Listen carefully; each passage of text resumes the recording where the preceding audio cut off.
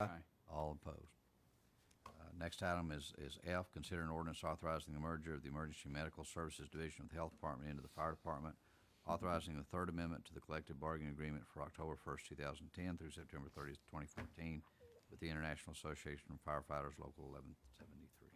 Mayor and Council, this ordinance does two things. Number one, per city charter, it authorizes the reorganization of the city to move the EMS division from under the Health Department to the Fire Department. But equally or even more importantly, it approves the Third Amendment to the collective bargaining agreement because that is the required mechanism to make this happen.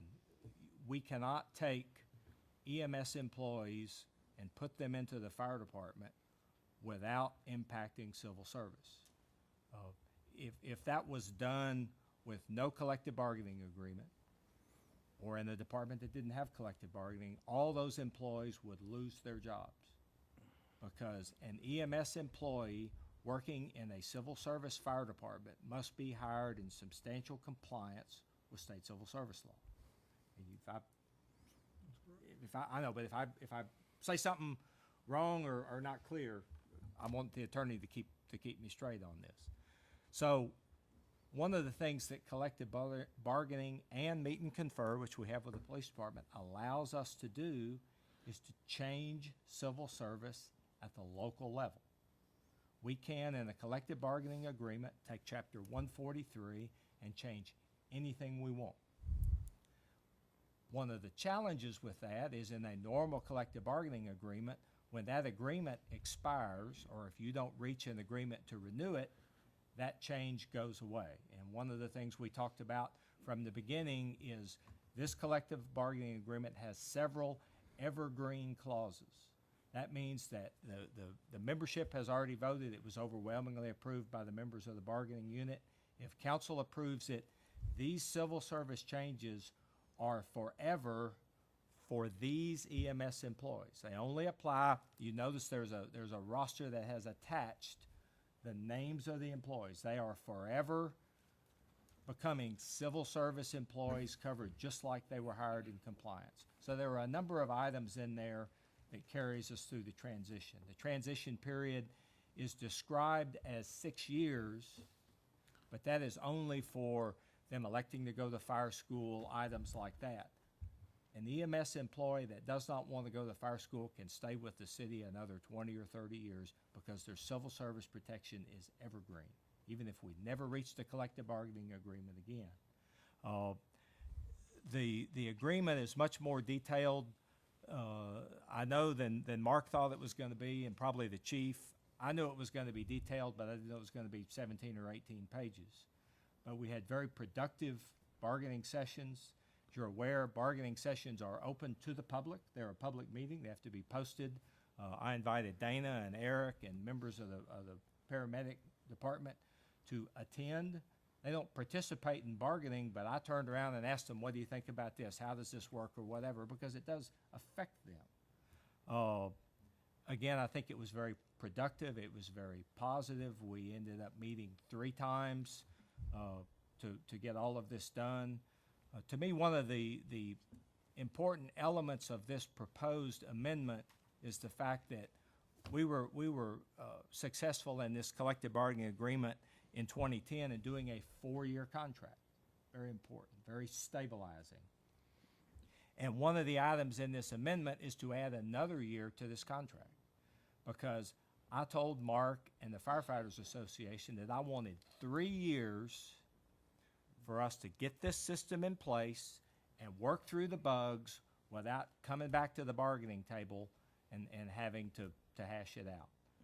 They were agreeable to that. There are some items in year 5 that they want to bargain, and they've already told us what those are. We're agreeable to that. We also get to open 3 items that we tell them later if there's something that we want to change. Because each year in the 4-year and soon to be, if you approve it, 5-year agreement, wages are automatically reopened. We can't look at our crystal ball and tell what wages need to be 3 years from now. So there's an automatic reopener for wages each year. There's a lot of detail in the preface.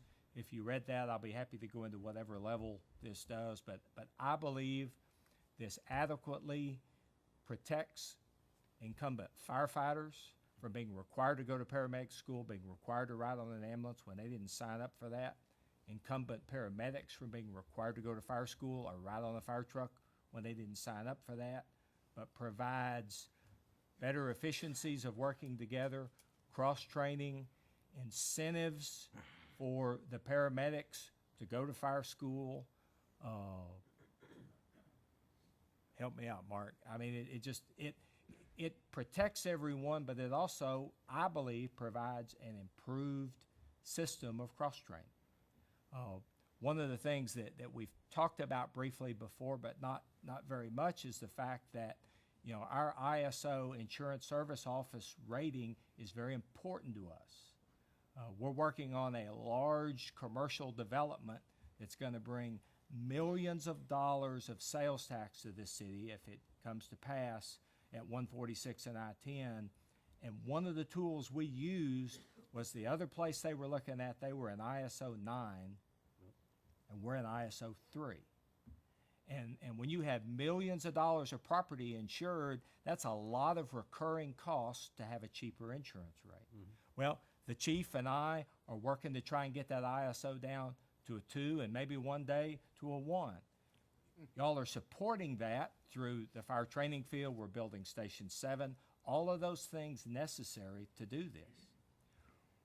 When these paramedics, or if these paramedics, and I've already been told that most, if not all of them, want to go to school. In fact, one of the issues was, well, how do you get to pick who goes first? I think most of them want to go to fire school, but once they get certified, we get ISO credit for them. If they're riding on an ambulance, we get half credit, correct, Chief? But right now, riding on that health department ambulance parked right next to the fire truck in that same fire station, we get zero credit. And so for the same people doing the same thing they're doing today, that will save us money going down the road to getting our ISO 2. We know we're going to have to build up the training field. We know we're going to have to do a ladder truck. Mm-hmm. But here's something that for free or very little cost is going to start getting us ISO credit. So we've been talking about this a long time.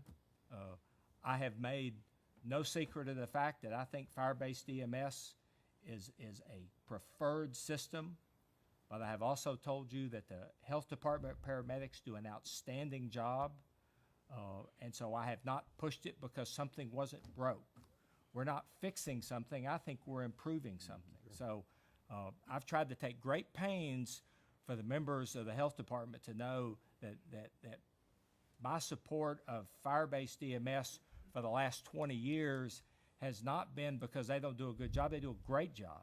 It's that I think an integrated system of cross-training is a better system. I did not include this in my budget. Council did include the funding in my budget. You asked me to do the cost. You asked me to bring this forward, and here it is. The costs have not changed. If anything, they have gone down because it won't be implemented until after January the 1st, so a quarter of the year will be gone. So our first year cost will be down. As I said when I brought you the approximate $200,000 a year cost, we took worst case scenario on all that because I did not want to bring you a cost and then at the end of the first year it was more than that. So I'll be happy to answer any questions that you have about the agreement. First, let's see if we get a motion and a second to approve. Move to approve. Second. Okay, we have a motion and a second now. Any questions or comments, council? I'll just make some comments. You know, the EMS has been mired in controversy and uncertainty for the last 20 years. And the 4.5 years I've been on council, I've heard it a lot. It's not fair to those guys. They need to have some stability and certainty. Also, you know, they need to be as a team. The way it's set up now, it's kind of like a football team, but you got one head coach, and he takes part of the team and goes to one end of the stadium and confers with those people. The other head coach goes to the other end of the stadium, and they're expected on game day when there's a catastrophe to come together and work together as a team. And we all know that if we're all on the same sheet of music under one head coach, we're going to perform a lot better and a lot more optimal. Another thing, I think that the EMS personnel deserve civil service protection. Why are they to be treated any different than a police officer or a fireman? They deserve the exact same treatment and benefits that those departments do. Also, in the current status, there's not really any upward mobility for anybody in the EMS department. There's nowhere for them to go. So your most ambitious and brightest, they leave and go somewhere else looking for opportunity. So that costs us a lot of money, and we lose a lot of good talent that way. So by going into the fire department, there's a lot of upward mobility. They have other positions that they can go for and remain with us and have productive careers at Baytown. Also, like Mr. Leeper said, cross-training. There's everything about cross-training is good. I mean, we need to have some more paramedics.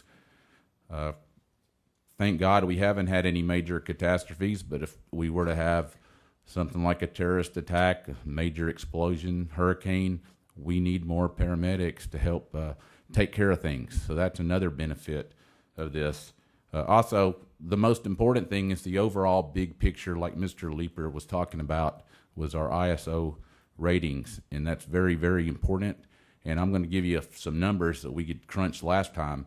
Our overall goal as a council is to make the fire department and the police department the very best that we can. You know, it's not one department against the other. We're all pro public safety, and we want to make them all the very best that we can. And part of the plan is to get the fire department to an ISO 2, and part of that has to do with equipment, the strength of the fire department. And as Mr. Leeper said, by putting these EMS personnel into the fire department, it's going to help us toward that ISO 2, which will save the citizens of this town about $7 million a year in insurance premium. And it'll be growing. Every other rooftop that's built, all the new businesses that come here, that's going to be ever increasing, and we're going to have a fixed recurring cost. You know, it's going to cost us about $1 million to staff a fire ladder truck, a couple $100,000 differences merging them into the fire department. So $1.3 million a year different, but saving $7 to $8 million a year to the citizens. And that's a great deal for the citizens of this community. So that's why I'm supporting this, and I would urge my fellow colleagues to do the same. Other comments? I think the court employees rubbed off on you on your enthusiasm.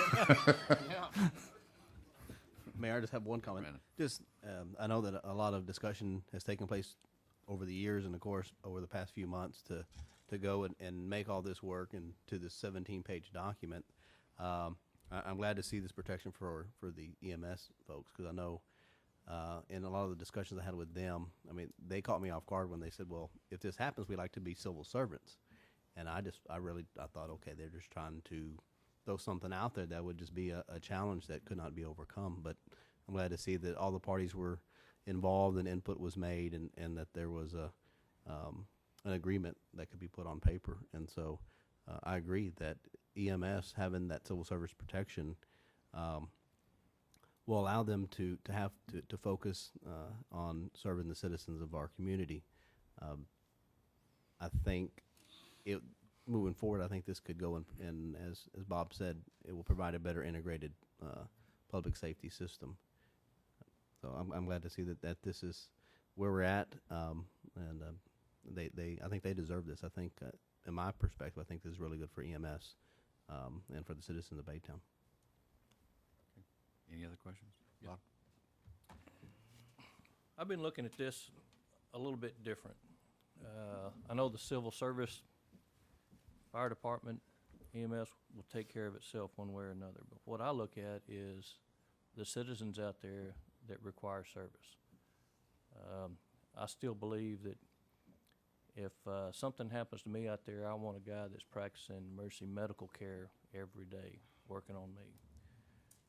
I've heard about these two departments need to work under a unified command. Unified command works every single time they go out to an emergency. They have to fall under the NIMS rule, and so unified command works there. Once they leave that incident, it falls back on administrative policies and management directives. There's something that may be desired a little bit there that there has been somewhat of a failure in that needs to be addressed. One way to do that is to do this task right here. I think it's going about it the wrong direction. Right now, the Baytown Fire Department, if you look at their A, B, and C shift, you'll find that most all of them already have EMT basic, different levels of their EMT rankings right now, so that's already there. I've also heard that it's going to improve the service of any medical needs for the citizens of Baytown. Well, that doesn't improve, and I haven't seen any hard data that says it will improve the service to the citizens. That has to come with that ambulance arriving on site. The tools to work on that individual is on the ambulance, not on the fire truck. So if you're going to improve the service, that means when your fire department shows up and the paramedics on that truck, do you take fire equipment off and put medical equipment on there so the service will improve? No, the way to improve that service is possibly have another ambulance on the ground rolling around and staffing that. So that I find that the data is lacking on there. We still need that ambulance around there, and the thing that concerns me is now we have right now 2 different departments going into one union standard there. And so if something happens here, worst case scenario, we have a strike that goes on. Well, now we lose fire department, ambulance service. What's going on there? I don't understand that portion of it. The main thing is I don't see an improved service here, and at an additional cost to get this done. It's going to cost the taxpayers more money, and so that concerns me right there. And based on that, I think we need to look in and consider some of that. Thank you, Mayor. Thanks, Bob. Mayor, I'd like to clarify one thing. Strikes by public safety employees are illegal in the state of Texas, and I don't know where there has been one in the last 20 years. The unions immediately decertified their criminal. You see stuff in other states, and I can't address what they do, but in the state of Texas, that is the cornerstone of public safety collective bargaining. Strikes are absolutely illegal. So Thank you, sir. I understand the concern, but that's really not an issue in Texas. That's why I said worst case scenario. Yes, I understand. Thank you. Mayor, Same. I was, from the moment I got on council, was approached about merging EMS and the fire, and I kind of took the approach of, if it's not broke, it's not worth trying to fix. And I kept looking at it, saying, okay, there's nothing broke about it. We've got best EMS group around, we've got best fire, and so I kept holding off. Well, I kept started looking and reading into Unified Command, and appreciate Councilman Hoskins, his comments on that. But I began reading more into the EMS fire-based Unified Command System, and began looking at the systems that are set up there and how this would, the improvement that could come about from having, the comment was made about having two different leaders there, about it being management. Yeah, that might be the case, but I'm environmental health and safety department manager for a chemical company here in Baytown. And I look, and if we had a plant manager over the maintenance department and a plant manager over the operations, one over each one, that wouldn't work. And that's kind of how we had it going now. So I feel like one group having a leader, having a person to report to, would be the ultimate in having a unified command system versus them going back, because they're basically housed in the same, except for one ambulance, they're housed in the same stations. And I do want us to work toward getting another ambulance there to be put into a station. So to me, that would just continue to strengthen the need to have a unified command system with a fire-based EMS. Council, as you know, I opposed the budget change, not necessarily because I thought this was a bad idea. I know it's been studied thoroughly, and I know that most of the cities in Texas that have both services seem to have them all under the auspices of the fire department. My main objection to it was making this amendment to the budget. I did not and do not particularly see the rush to this, although I understand the arguments for the change in insurance rates. However, it is my strong sense on council that council is very much in favor of this. So, I will not oppose the merger. I do continue to have a concern that we amended city manager's budget to add this item just based on the fact that I don't view it as that critical to the advancement of the city. But I won't oppose it on the principle of merging the two departments. Do we have any other questions before we vote? I got a comment. Yes, I sir. just want to say, I think, in a nutshell, after hearing everybody, that it's going to enhance the quality of service, and I'm 110% behind the merger. Okay. With all due respect to Mr. Hoskins. Okay. All in favor, please say aye. Aye. All opposed. Nay. Motion passes. On to 8A.